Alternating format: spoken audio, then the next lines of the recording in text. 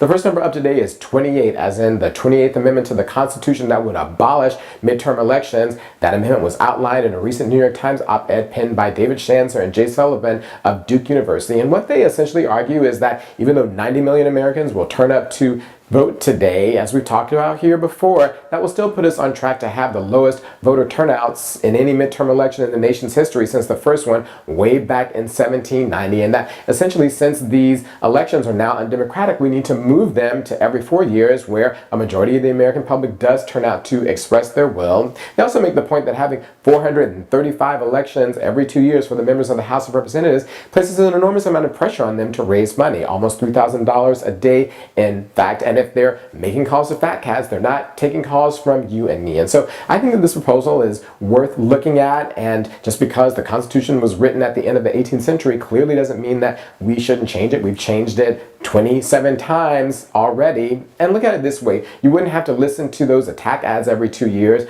$4 billion worth. You just have to listen to them every 4 years. My personal favorite this year is Joni Ernst out of Iowa, who's running for the Senate there, who in her ad brags about growing up castrating pigs.